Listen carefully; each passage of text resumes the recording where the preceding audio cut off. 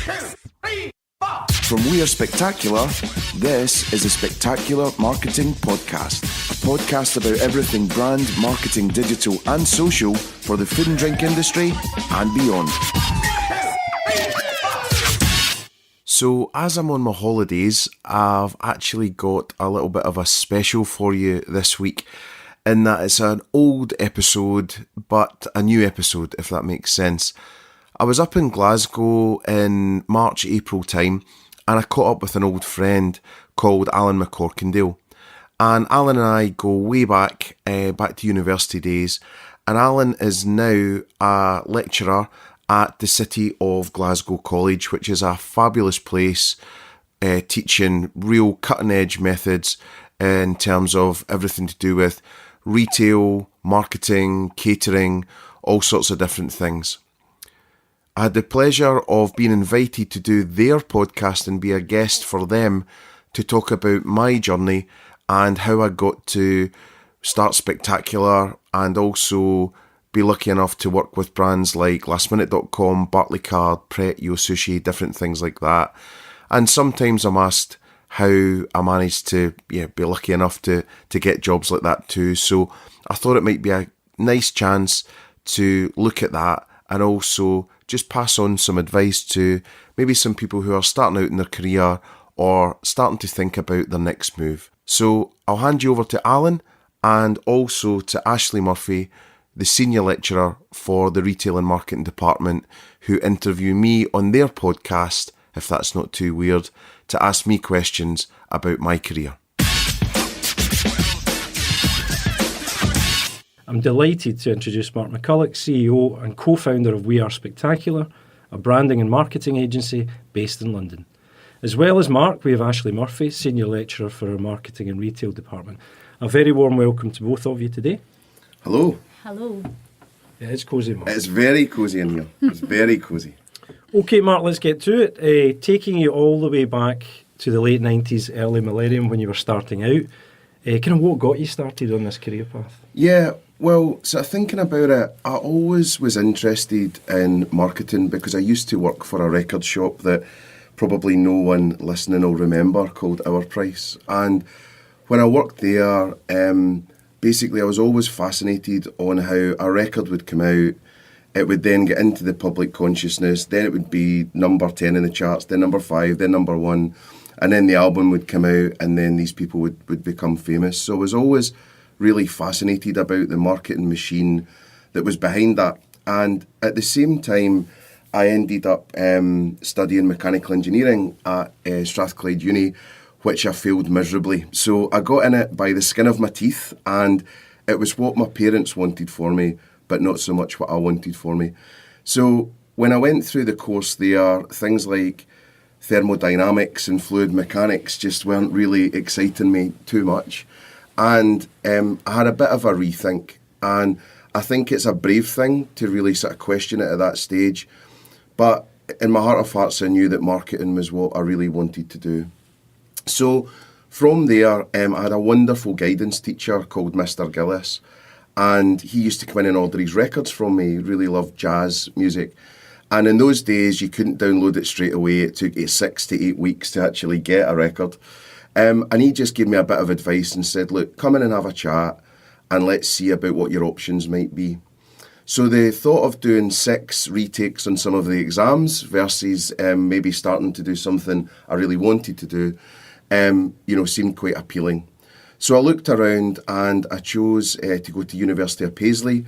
And that was because at that time they were just moving from being a college, and what it gave you was real hands-on experience. And they also flew over some Harvard lecturers to come and sort of talk to us as well and do some courses with us, which was really exciting. So took that course, and through that I was so lucky in that I was obsessed with music and still am. And I actually got to be the student brand manager for NME magazine, Melody Maker, that used to be around in those days, Loaded magazine, which probably would be not terribly PC in these times, and Music magazine, which was more of a dance magazine. And I did that for Strathclyde University, Glasgow University, Paisley University, and a few other things. So I really cut my teeth in marketing there, where my one aim was to raise sales of all those titles on campus.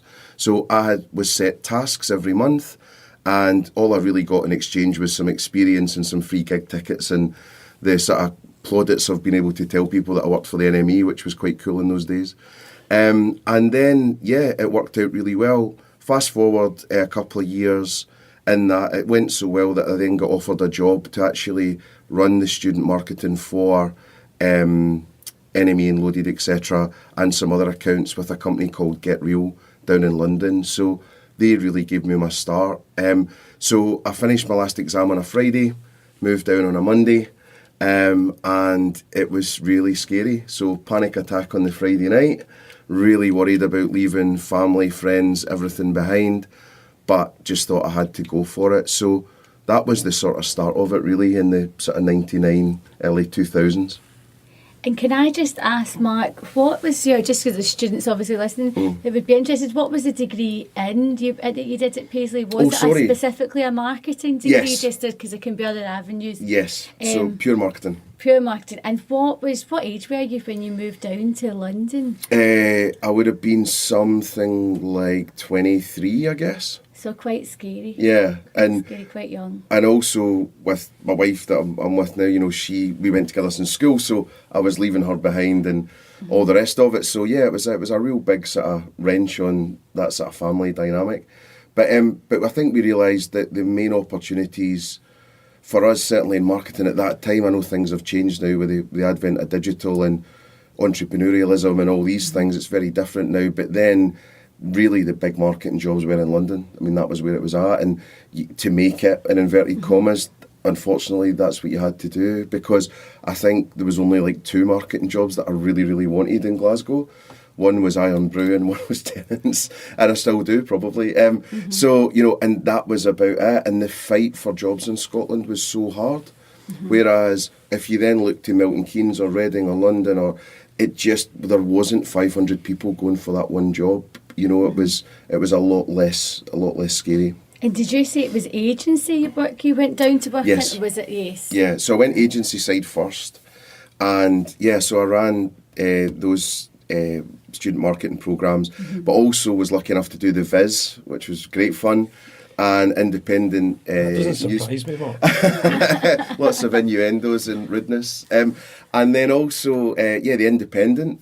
So I was in meetings when I was 23 with Janet Street Porter, for example, and stuff like this. So it was crazy. And then after that, I sort of had realised I wasn't making enough money to make this work. So I was living in Chiswick, not far from Ant and Deck, who we used to see quite often at the local pub.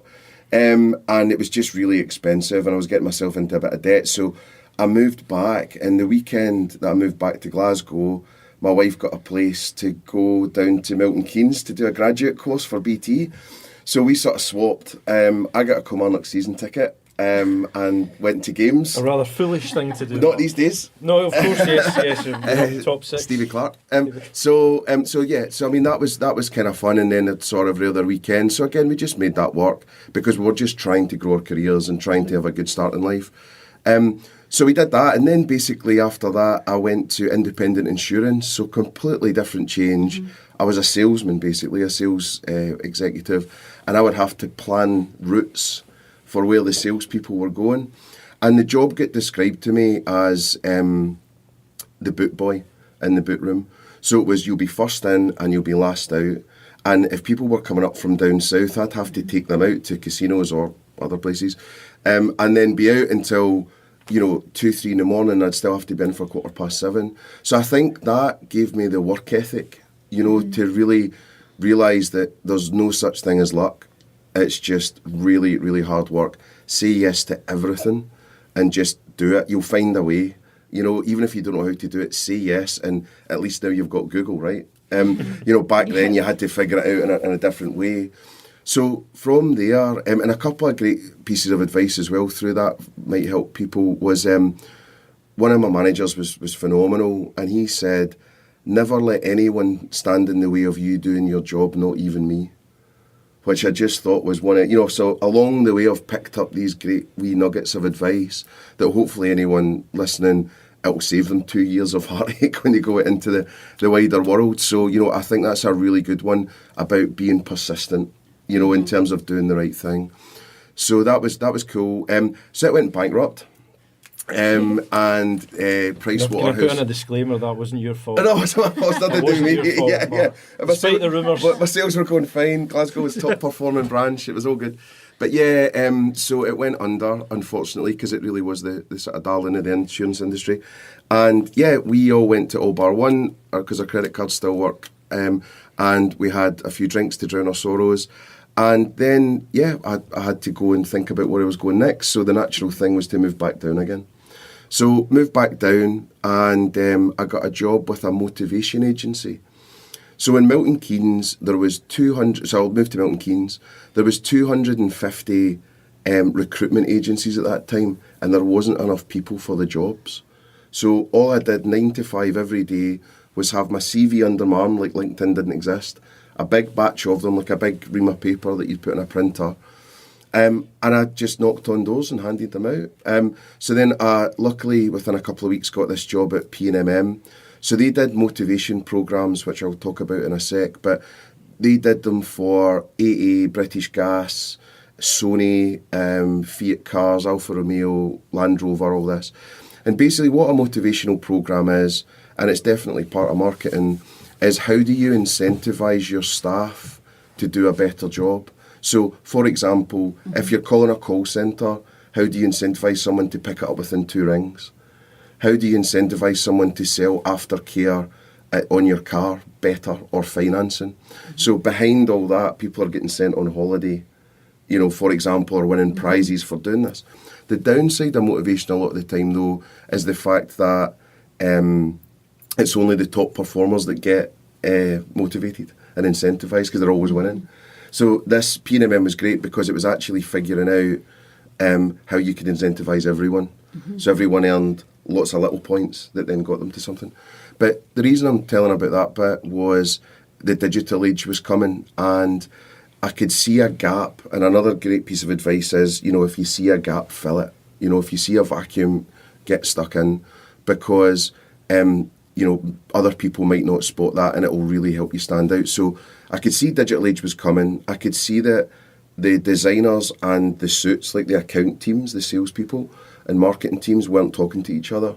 And I was always a frustrated designer. Like, I can't draw very well, but I know what something should look like, sort of thing. So basically, I just kind of went along and thought, right, I'm going to put myself through night school. And I learned HTML coding, Dreamweaver, and a couple other programs, so that I would be able to then actually talk turkey with the design team, and also could find out when they were taking the mix slightly as well. Because again, if any of you ever work with designers, they can be a bit diva-ish, and they can tell you a lot of rubbish at times to put you off the scent. But they'll say that'll take 5 days when actually it could have taken 25 minutes. So I think when you've got that knowledge, it really, really helps. So yeah, so that was really good, but I've just always been one for itchy feet. So moved on, didn't feel like I was progressing fast enough, and I went to an agency called Tableau in Hertfordshire, and they actually were run by a couple of guys called the Sheffields. And back in the day, they were actually, Norman Sheffield, the father, was Queen's manager. So he found Queen, who were supporting Genesis, I think. And there's actually a song about the breakup of the Sheffields and Queen called Death on Two Legs, which is a Queen song if you check it out. So anyway, he was quite amazing, links with the Beatles and all that. So we were basically a music sort of based agency. We did lots of other websites and things like that. So we did Big Yellow Storage, Motorhouse Hotels. We did some stuff for Victoria Beckham. We were talking to U2 and stuff about doing their things. Oasis, we were looking at doing some digital stuff for. So it was quite an interesting experience, very digital based. But again, they went bankrupt. So there's a theme here, which is not me.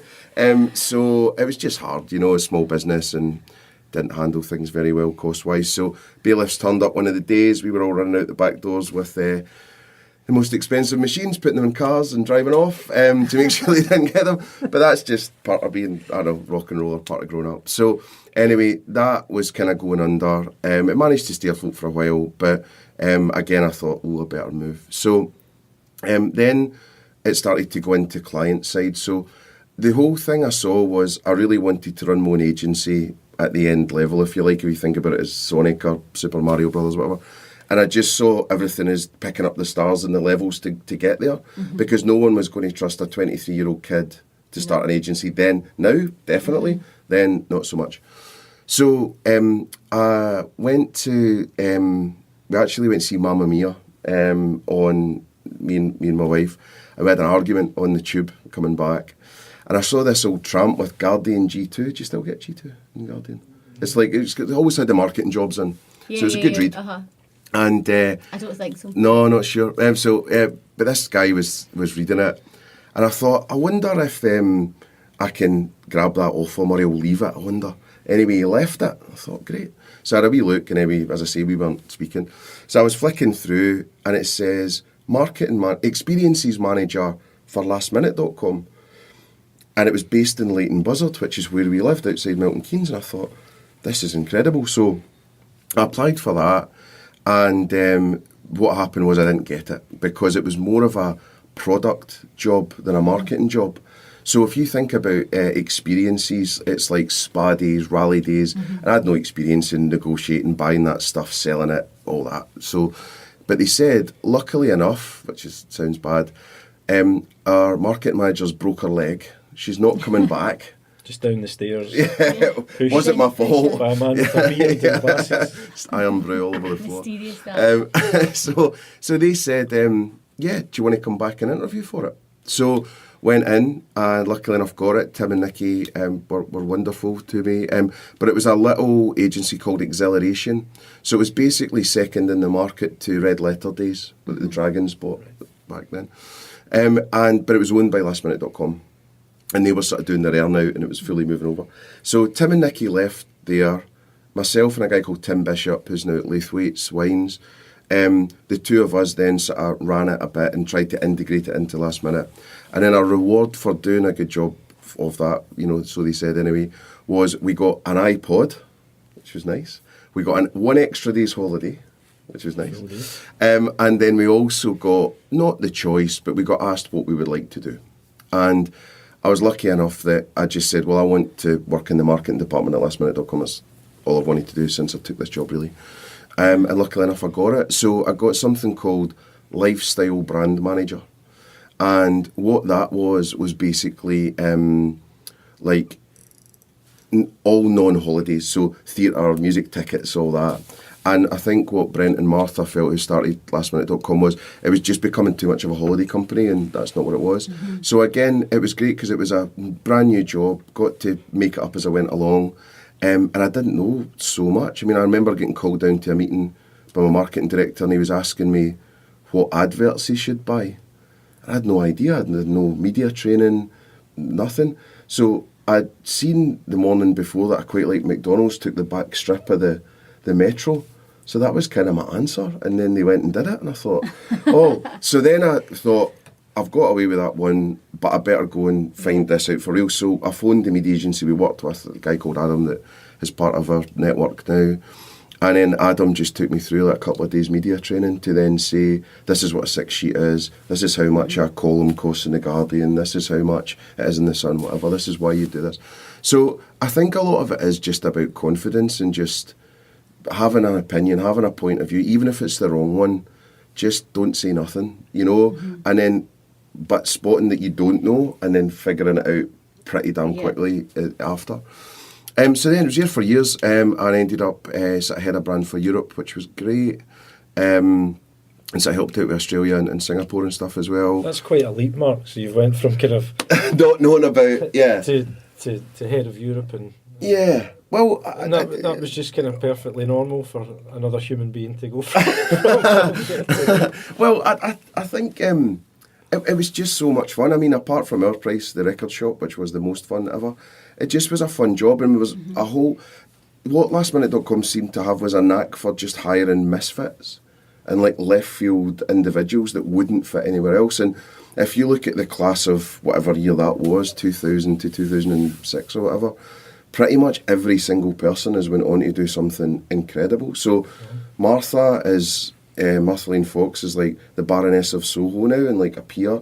Brent's now in the government somewhere and also got a Founders Forum investment. Sonia, that headed up newsletters, is now one of the heads of the marketing at The Guardian. Who else is? I mean, there's just umpteen. Matt Hart's now running Hollywood Bowl. I mean, everyone's went on to do so. It was almost like a real life MBA. But I mean, what happened in between was I just kept saying yes to everything. So, who would like to work on a special project for Christmas? Me. Who would like to do a lastminute.com CD soundtrack for people's holidays? Me. Who would like to start the blog? I'll do it. Who wants to look after the newsletter team when Sonia left? I'll do it. Yeah. You just said yes. You just were open to everything. And I was just dead lucky. People seemed to spot the potential and just keep running with it. And then towards the end, I had an amazing marketing director, CMO called Simon Thompson. And Simon was the marketing director at Honda when the wonderful Power of Dreams happened. So he was the guy that allowed that to happen, I suppose, and was part of that.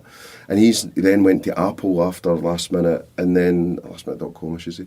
And then now he's like the global online director for HSBC. So he's pretty much the cleverest man I've ever sat in a room with. Other than myself. Oh, of course, your good selves. But yeah, just, he's pretty incredible and pretty inspirational. So for him, he took me under his wing a lot. There was a lot of tough love. He was a bit Alex Ferguson in that way. Okay. But I think that really helped me too.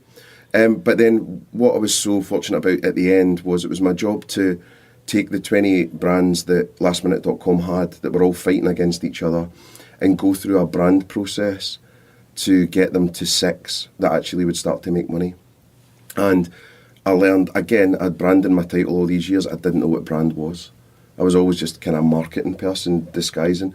So just on brand, I mean, basically what we talk about as a brand is a promise delivered.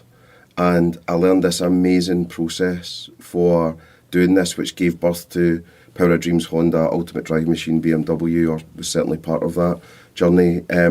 BT, It's Good to Talk, which is maybe a bit old for some of the people listening. But from that perspective, it's a really easy, 7-question sort of process. And we do this day in, day out for our clients as well, where it distills your brand down into 2 words. And it might be something we could do a future podcast on or lecture or something. But it just taught me rules for life. And there's a great book as well called Winning in Your Own Way by Robert Bean. And this is Robert, who is our chairman now, actually. So it's him that has this process and uses this process. So that was, at the end, was great because I went away from lastminute.com, almost felt like I was kind of finished off in a way that I learned how to do brand. You graduated almost. Yeah, and and his mentorship and advice was great. And then, a few more jobs before what I'm doing now. Went to Barclaycard for my sins. So really culturally not right for me. But Robert put it brilliantly, and he just said, it's like eating your greens. You really won't enjoy it, but you'll feel better after it, kind of thing. And, it was just, I had a gap on my CV, which was big blue chip, finance, serious stuff, because it was all music magazines and experiences and fun and and actually I didn't have much discipline, and I knew I had to get that. Well, we find that with the students, when they think of campaigns, they never think about insurance companies, big banks.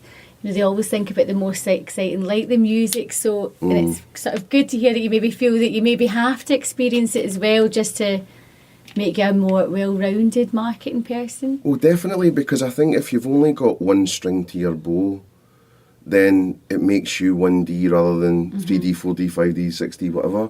And the whole point of getting all this experience, it's one day when you're in your 50s or 60s, or you're trying to consult, or you're whatever you're happy doing, but it's just brilliant to be able to sit in a meeting and someone's got a problem and just flick through the sort of Rolodex or the banks of your data banks of your mind and go, that happened 15 years ago and I know exactly why that happened. And if you can't, because I think being a marketer is about being impersonal. And I think that really bothers me about marketers a lot of the time, because it becomes so subjective and so personal, and it's not that. I'd like to think that I could do dog food, Wonder Bra, Clark's shoes, you know, market this place, whatever, because the principles should be the same. And all you should, to me anyway, all you should ever be obsessed about is the customer, their attention. Experience. Yeah, and just what do you want them to know? And so a lot of people come to us as well and go, oh, but I'm B2B, that means I need to be boring. And it's like, well, no. And there was that great thing that was on LinkedIn a while back, and it said, there's no B2B, it's H to H, so it's human to human. So, you know, people will go, I'm B2B, therefore I can't market on Facebook, and that's just not right. Well, we find that, don't we, whenever we change the target audience for our students, if we make it an older target audience, actually at the moment we're doing a project and it's property, and the students are finding that difficult because, you know, because when we say older, we're trying to explain we actually mean over 50, which is shock horror. Oh my God, people of over 50 even exist at that age. And then trying not to also get them to get into the head. And then they do tend to come up with more boring campaigns and assume that, you know, that's what's going to attract that customer, which personally I'm slightly insulted by. Because they're thinking, Anything Not in that far away. college level, anything over 30 is old. they're thinking cardigan old. Yes. But I think, again, the smarter students, to me, would be the ones that then go further. So what's the best thing you could do to understand what a 50-year-old is? Go and talk to them. Yep. Go find some 50, get a clipboard and stop people, and people will stop. You know, go into a pub and say to people, and just ask them, what do you watch? What music are you into? I bet you find, I mean, I'm 41 now and I'm still thinking I'm 14. Well, you often know? they've got parents that actually are, you know, and then when you start to say to them, well, what do they think? Oh, but my mum's a young mum. No, she's just, you know, we all think of ourselves as young at heart, and I think that can be something that's difficult for young people to do, isn't it? Think and understand that they won't get to pick their clients necessarily as well. No. They'll have to be able to, they'll just have to be able to deal with all these different sectors. And I think it's just about being agnostic and just approaching it with the same way every time, just being disciplined and going, right, what's the target audience? What are we trying to sell them? What are the competitor set? What's our clear defendable positioning? What's our tone of voice? Because that's going to help you unlock, you know, what the message is going to be as well. Because, you know, you could be, your tone of voice for an insurance company might be, you're the challenger brand. So it might even be that you are going to be super fun. And also there's segments within 50-year-olds of people. I mean, even you think about the people you went to school with now, right? So I'm back home visiting some people. Some people are faring better than others. Alan's looking very well. Thank you very much. But, you know, see some of them and you think, my God, you look like you're 60 years old. And they've just had a tough paper round or whatever, you know. And when you look at that, and it's just, and so I think there's segments within as well. And it's the same as people talking about millennials. They're not one race.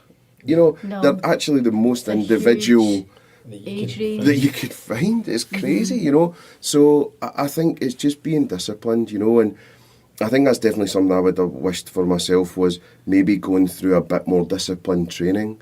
So the people that seem to be in the higher jobs that we're dealing with a lot of the time have went through a graduate programme like a Unilever or a GSK, or because what that gives you is, because as boring as it can be, it gives you an approach where at least you do your due diligence, where you go, right, I need research, I need to see the market, I need to, and I'm a bit like that, but not as much as I should be. But that shouldn't make for boring marketing though, going through the motions like that. No, you know? during the process, it's nice to hear, because we're constantly saying to students, you need to go through the process. They're desperate to tell us their idea. I'm saying, you can't have an idea yet. You haven't researched the target audience. You haven't researched the market. You haven't researched the competition. You haven't researched even your client to understand who you are and what your tone, as you said, is. And you're telling me an idea and sending them, and you know, you feel bad because they want to, you know, that's exciting, but they do have to go through. You're listening, students? Yeah. Well, look, the process first. It's like a maths exam, right? You don't get many points in an exam for writing the answers 24. No. You get the work, you know, writing the work in, you know. by all means, though, I wouldn't stifle creativity. So if you've got the idea, write it down, but then do the due diligence and then see if Back they it up. match. You know, if the punchline matches the joke. You And know? and be able to get rid of it if it's not. I think that Yeah. sometimes that they try and make it fit the target audience rather than. Yeah, I think that's right. And yeah, I think it's just having that approach. So I think going into a big corporate, a bit of advice is, taste it all. Go and just try it. You don't have to stay forever. I mean, I think I was there a couple of years, but it just taught me, loads and loads. And then the last couple of jobs after that was, when I get into food and drink, really, which is, coming on to maybe the next bit, which is, I was at Blur in Hyde Park and I was a little bit tipsy. And I got a phone call, and what I'd done a couple of days previous, I sent like a ransom note, how a ransom note looks, with all the cut out letters. I sent that I was to... thinking, I'm not Where is saying this one, going? but- It's the girl that fell down the stairs.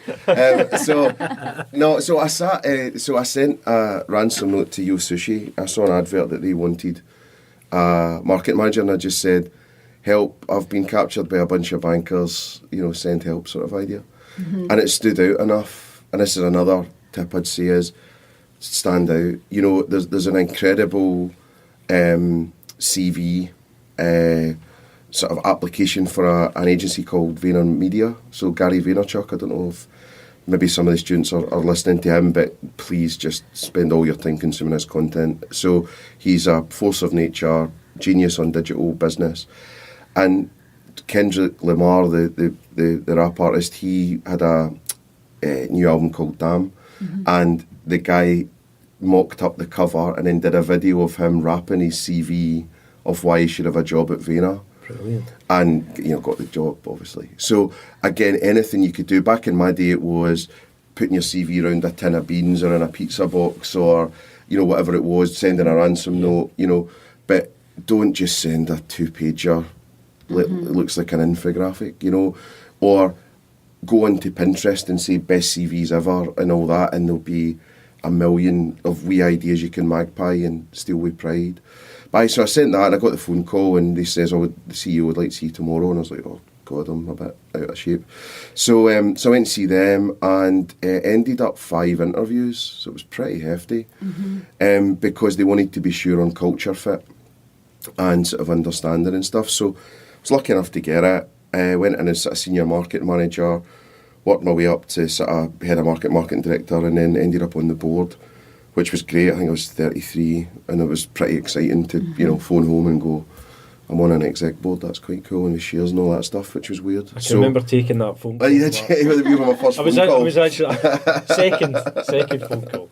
So that was kind of cool, and Yo was great because it was I'd never worked in bricks and mortar before, so another type of marketing, because I'd only ever been in, money lending, I guess, with Barclaycard, which was online, and travel holidays and things like that. So I'd never worked in restaurants or very, very different, because you've got a split estate, in terms of not all of them are the same, obviously. So you've got those considerations when you're measuring posters in the window, what a campaign's going to look like, how many tables there are, your print costs, your just everything you could think of. With Yo, right now, they've got a split estate because they've decided to call themselves Yo instead of Yo Sushi. So the newer ones say Yo, the older ones say Yo Sushi, the older ones are orange, the newer ones are grey. So it's just causing confusion as well, which is hard. And affecting the brand, the strength of the brand. Yeah, because brand is a promise delivered. It's a one promise, it's consistent. So it's hard, so it's going to get tough out there in food and drink, that's for sure. But Yo was great because I had a CEO, Robin, who really believed in me. It was a small team. You really could just do what you wanted, in the sense of come up with an idea, they would say yes 9 times out of 10. What was your best idea? So I think there was 2 things, actually. So I think the first one was we were trying to think about raising sales locally. And, it was street fighting. So it was street teams outside flying. I saw a wee fella flying outside for something when I was coming in there, so I thought, great. So again, it's just real hand-to-hand, getting people in. So we created something called the Japarazzi. And the Japarazzi was little Japanese girls dressed up as maids like you get in the maid cafes in Tokyo, and they asked people to lose their sushi virginity. So we'd done the math, so like you're saying, not the idea, but we did the work. Yeah. And we sat down and said, right, of people that come to YO Sushi, a third come back. Therefore, if we can get more people to come in, then, you know, that mass should go, just get them in the hopper. So we gave away one free plate, any plate you wanted, over a course of time. And we had the Japarazzi out doing it. We did it as a test. And basically, it went incredibly well on its own steam. And then what happened was the Metro, we got in touch with them. And we said, at that time, the Metro used to have a thing in the top right-hand corner of the front page, which was a special offer for, so it was like one free pint for every reader or whatever. So it was one free plate of sushi for every reader. So they put it on there. All we had to do was buy an ad. And they did it 6 weeks out of 8 weeks we featured. And that's, you know, you can imagine the amount of people seeing that, right? And I think to get a cover wrap is like, you know, 200 grand or something. So, I mean, we did pretty well for the price of a couple of ads. So anyway, then I think nearly 20,000 plates went out of that. And then we were also finding, I think it was around a third of people, not only a third people would come back, but a third of people were actually staying on. So they would go in and have the plate and then eat on, which was rather than just taking the freebie and going. And then what happened was Nissan saw the girls. And I got a phone call, and I'd just been out with a client. And I got a phone call Friday lunchtime. Hi, this is Nissan. We'd like your girls to feature in our advert, and we would give you 3 cars to give away, and you'll get all the data. And it was just Fantastic. like, great. So we did that. And then so we got data, we got even bigger reach and all the rest of it. And then that became our template for when we launched or when sales were down. We'd throw in the Japarazzi. So one of them was just off Oxford Street, near where our office is now in London, and sales were a bit dodgy there. So when we did a night to kind of boost the sales, and we got a DJ called Jaguar Skills. I don't know if you know Jaguar Skills. He dressed up like a ninja, and basically he was a big sushi fan. So we said, like, you can eat free at YO Sushi anytime. Here's a card. And his request was, when I arrive, I want to jump out an A-team van with the girls. And I was like, okay. So I phoned up one of these Del Boy, Starsky and Hutch A-team van places. Got the A-team van. A-team van crashed on Regent Street before it got to him. Brilliant. So he was a bit miffed. Anyway, still did the gig and all that. We did a pop-up flash mob thing, which was illegal, just like a street rave. He got 45 minutes out of it. 1,200 people turned up with 2 days' notice on blogs and stuff. With like Twitter and all that, still a bit low. And we just did a massive party, and we got it videoed. And OK Go turned up, Tim Westwood turned up, and it was like in the street.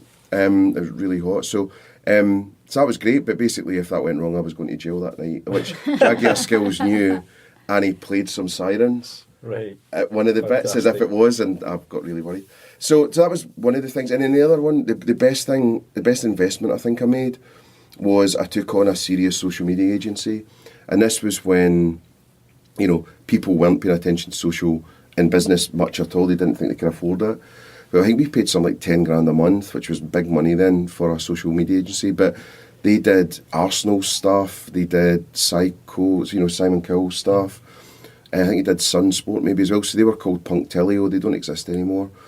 And yeah, they just did great things for us. And we took YO's social media base. I set up the pages myself from zero.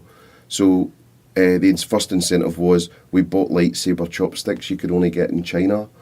And we got them over for $8 a piece or whatever. And we just gave those away to people that followed us. And then, that went really well. And then they started a free lunch campaign, and they got us up to about 100,000 at the time, which was nuts. And then we won Website of the Year at the Webbies, which like David Bowie and Mark Groening from The Simpsons were judges. And then we also won most socially engaging restaurant in the world from a US sort of paper. So, or site or whatever. So yeah, I mean, that went pretty well, and the budgets were really small. I mean, it was, you know. You had to work hard at it. Yeah. Being a Scotsman, it helped. Of course. Yeah. So that was YO. And then very quick jump across to We7, which was like a Spotify competitor, which was more of a kind of consultancy gig, where I learned a new skill, I suppose, which was business modelling. So I had to sit and figure out, and it was really hard for me because I'm better at pictures than maths, which was, if it's a freemium model, so like Spotify, you listen for free with the ads, or you pay and you don't get the ads.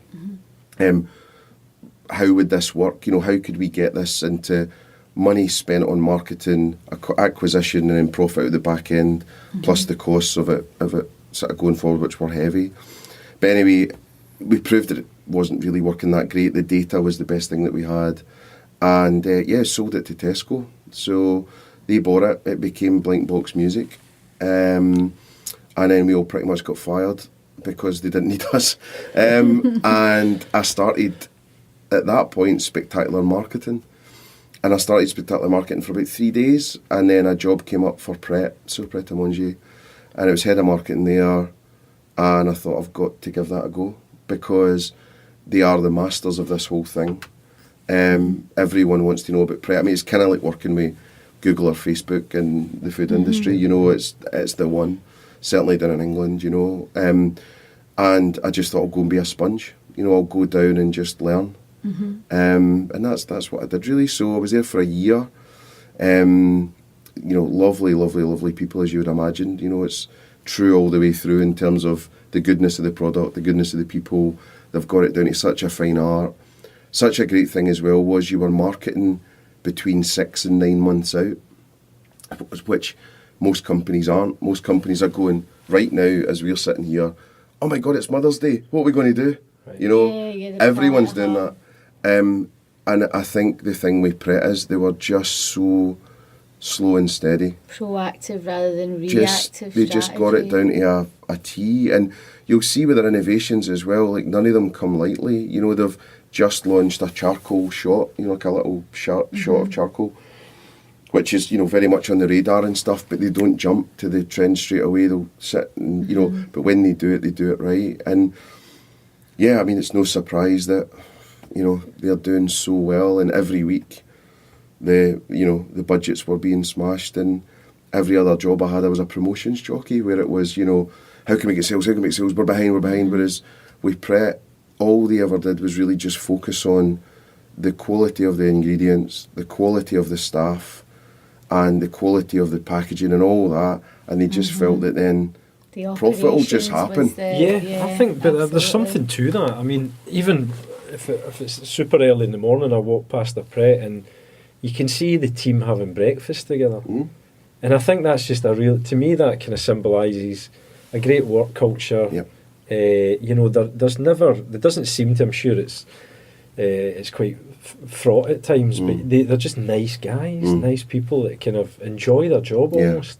And they just value the right things, and so I had an example. We was in a meeting one of the days, and I won't say the exact amount of money or anything, but we were in and we were talking about tomatoes, and Caroline, who's the brand director now, she said, I want to do better tomatoes, and it was quite an investment. So me being the marketing guy kind of thing, I was saying, well, can we market about these tomatoes? We should have, stuff about the new BLT in the window, and they were just like, no, people will just know.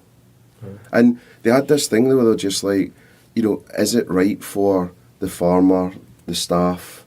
And it was, well, the farmer, yes, the land, yes, the staff, because it's easier to cut, the world because there was less wastage, the taste because there was less taste, and there was more taste in it than the other ones. So again, when you looked at all that, but they were just like, people, they just give their audience and customers so much credit for, they'll just appreciate that, they'll know. Very assured. Aye. Yeah. And, it is, President's butter that's going in and not, and it's this whole thing, and this is why you're seeing the stuff going on out there with, Jamie's and Byron and Eat and whoever else. You can't shrink a business to greatness.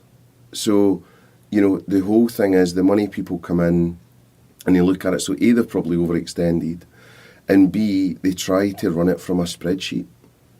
And when you're into the game of how much cheese can I take out of a baguette, or how much ham can I get away with, or, like the old rich tea biscuit thing, or wagon wheel, oh, they've shrunk, people notice, and I think, I think this more sensible businesses out there are the ones that are slow and steady, and they're not using marketing, as I said, as a promotions jockey.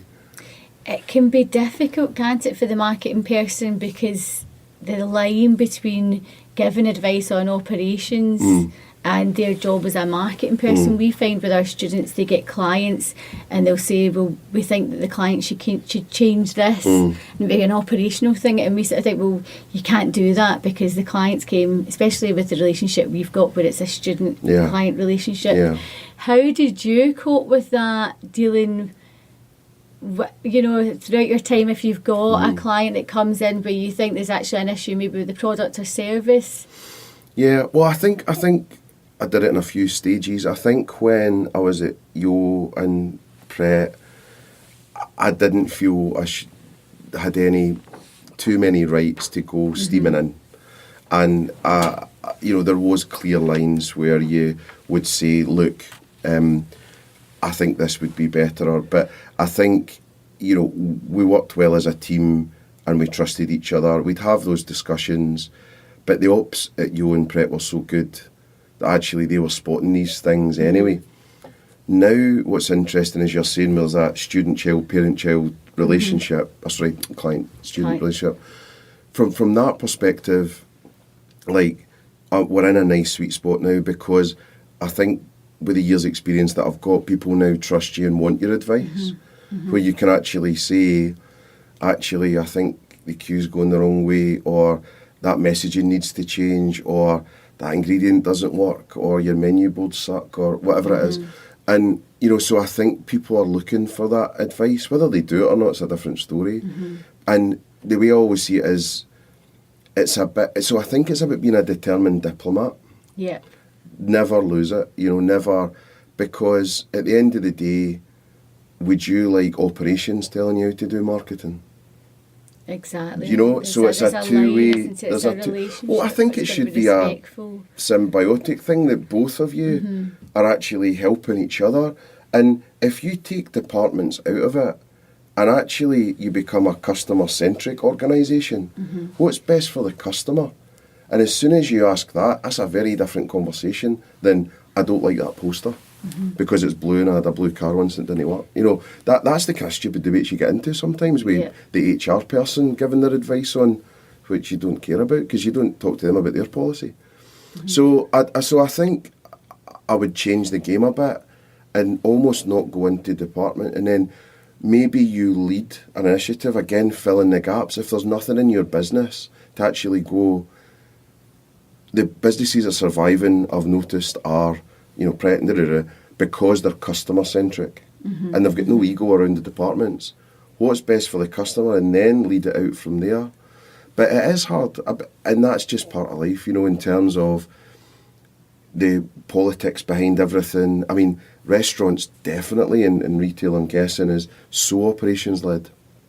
And all you're there to do is make them. And if the restaurant's busy, by the way, it's operations that did it, and marketing, And then when it's failing, it's either property or marketing, and then property will go, well, that's the one you told me to buy.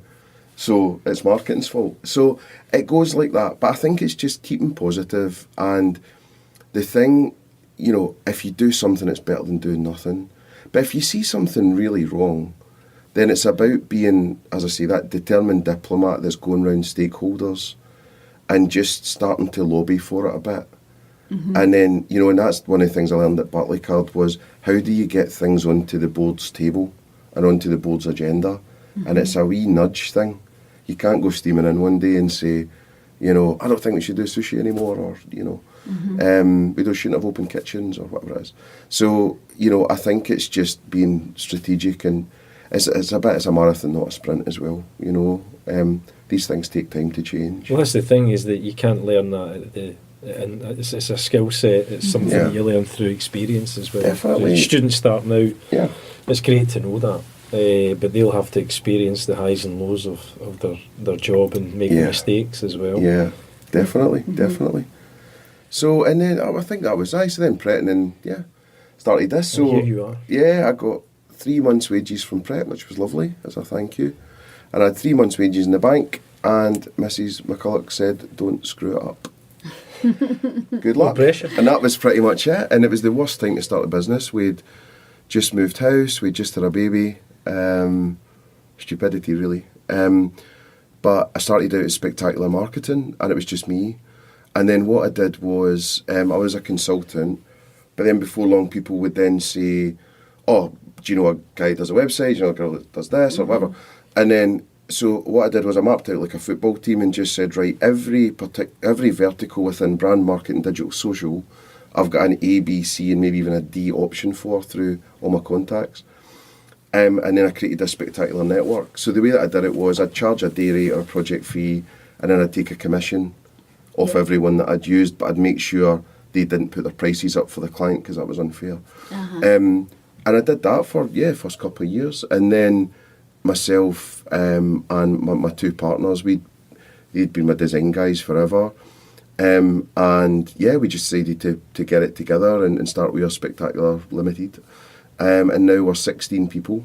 We're just off Oxford Street, which is a nice postcode to have, and also people want to come to you, which means I can keep the guys at their desks working, which is good, rather than being in Ubers or whatever, undergrounds. We're dead lucky because some people just took a chance on us. So first client was Fuller's Beers, so like London Pride, and they're not so big up here, but huge for us, for them to take a chance on us.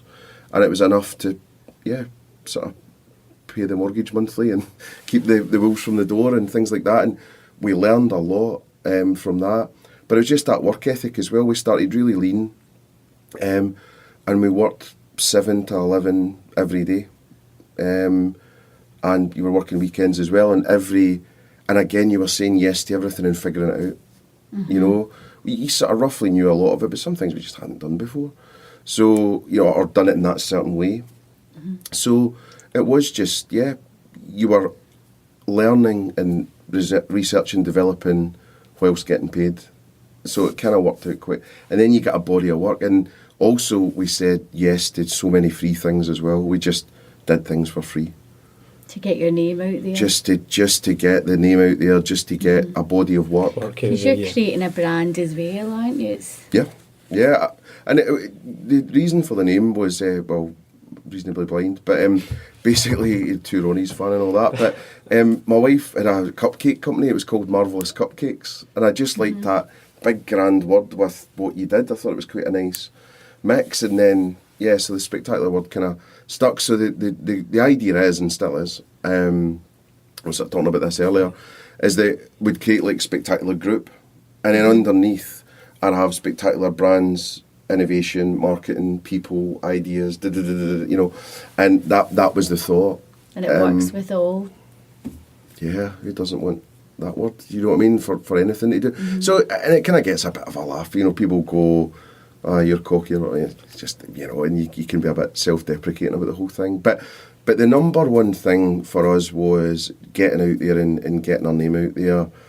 And it was about speaking, so public speaking for us has just been the number one way of getting business. So I speak at a lot of events and things, and again, I just say yes, and you come up with this outlandish title, and a couple of days before you're absolutely, thinking yourself, try to put it all together and get it looking good. And I also learned from Simon Thompson back at lastminute.com, don't really put words up on slides, I'm rolling my eyes here. No, in a good way, because one of the challenges I think all students face is when we ask them to get uncomfortable, get public speaking, do presentations back to us, as whether it's part of a lesson plan or part of a pitch. And I think I'm certainly kind of almost going hoarse about how images on presentations, it's about you telling your story and not so much font 12 diatribe of stuff that you switch off from as an audience. I switched off if ever I saw that. And it's just a small skill that I think if we can let flourish in college, it's a good thing that they can get up there in public, start talking about what they need to talk about, but doing that presentation, because I think you're in the wrong industry if you can't do it to a degree. It's hard. I mean, well, on that point, I think there's if marketing's a long word, then you can be at one end or the other. So if you are naturally introverted, it might be that you're a blue, if you've ever done insights, so there's blue, yellow, red and all that. So you're more logical. So maybe you're better suited to being an analyst or something. You know what I mean? Yeah, but if you're the creative or you're the communicator, then you're right, you've got to be able to communicate. So there's a few things about the public speaking. In fact, I'm definitely going to do a podcast on this soon because I'm getting asked it quite a lot. But I was at University of Paisley and we had a lecturer called Meg. And we just started, it's first day, and there's 200 of us or whatever, I don't know. And she says, right, you've got 5 minutes, every single person's got 5 minutes on what they did during the summer. And you've got to stand up in front of 200 people you don't know. And you just saw tears and people being sick, and and then anyway, we all did it over the couple of days. So people, I don't know if it was a good thing or a bad thing to have more time. You're maybe just better to get out of the way, I don't know. But anyway, she says, right, you better get used to that because you're doing it every week for the next 4 years. And that was it. So you just got thrown in.